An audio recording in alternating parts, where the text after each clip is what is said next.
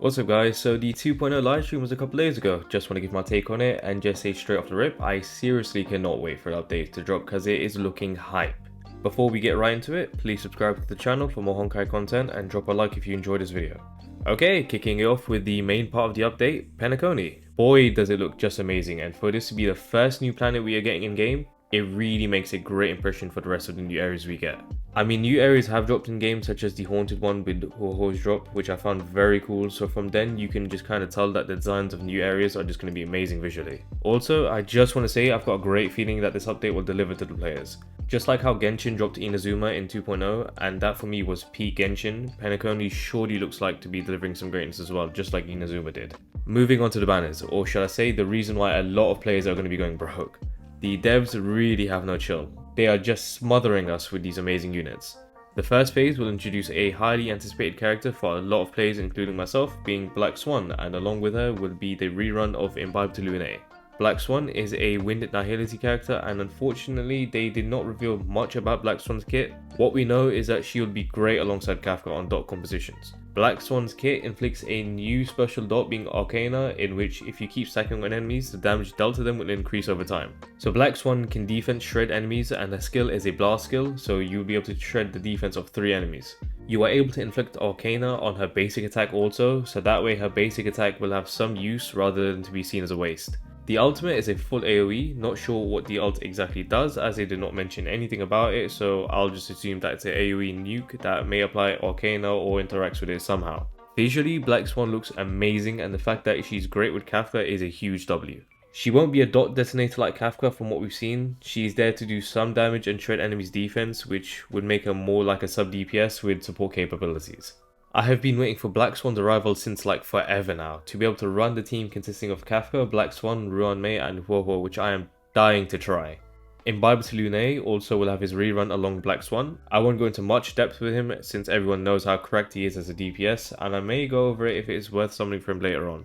However, just know that his potential best in slot support being Sparkle will drop in the second phase of 2.0. Now before anything, I gotta give props to the devs because they are not afraid to bend the rules in the game a bit. Majority of games will have mechanics fixed in place that cannot be changed, and one of them in Honkai I thought was skill points. You have 5 skill points and no more. And now with the introduction of Sparkle, she actually changes that. Sparkle is a Harmony Quantum character, being the second limited Harmony character in the game. Just like BlackSwan, they did not reveal much about her kit aside from a few things. One being, when Sparkle is set on the team, she will increase the amount of skill points you can hold from a max of 5 to 7 skill points. No condition to fulfill or anything. Just existing on the team will bump the cap from 5 to 7, which is insane. Not only that, her ultimate restores multiple skill points to the team instantly. This is seriously taking things to the next level. This would mean you can kind of ignore skill point efficiency in your team comps, as you can regen skill points along with holding more. Off the top of my head, Imbibe to Lune is getting a major buff this way and running something like Celia and Bronya together.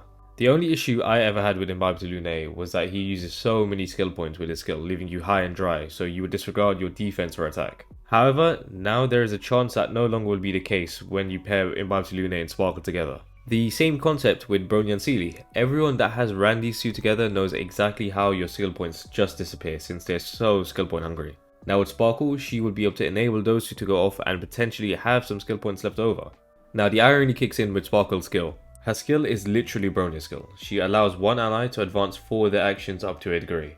Now that might mean it's not guaranteed for the character to have their turn right after, but from the stream they did, so we will just have to wait for the official kit to drop. However, even if it is not guaranteed, she pretty much replaces Bronya, I am sad to say. Here's me literally a few weeks ago saying that the devs probably won't make another character with Bronya's skill since it's so broken, but boy was I wrong.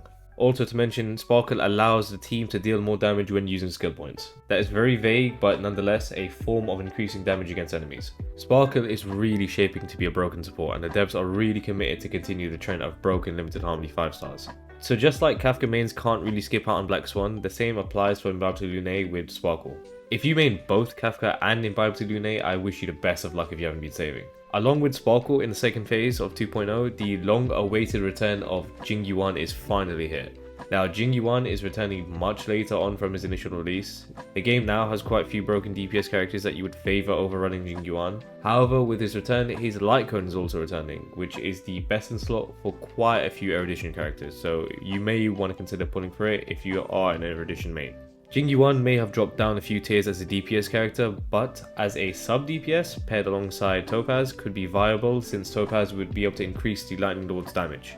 I've not really tested out these two together, but I know quite a few players do, so if you do have Topaz or have plans on picking her up on her rerun, you would be more inclined to pick up Jing Yuan. One note I want to stress, for me at least, the difference between Jing Yuan with his light cone and Jing Yuan without it is quite significant. I have used both, and that is why I can comfortably say if you want Jing Yuan to hit as hard as more recent DPS characters, he likely will need the light cone. Now the new 4-star Venti 2.0 is dropping in game, sorry I meant Misha. Beside his design looking questionable, he is a ice destruction character and we literally got nothing from the stream on what he does. His kit involves something to do with skill points. As they said on stream, the more skill points you use, the more motivated the team will be, which is vague as hell, so it could just mean a buff if I had to guess, but what that buff does, we will have to wait for the kit to drop to see. Moving on from the characters, we are getting new enemies in Penacony, which is a given considering it's a new area, but amongst the new enemies is Sam, the Celeron Hunter. So we could expect to see him as a playable character if he's going to be in the game as a boss, possibly soon.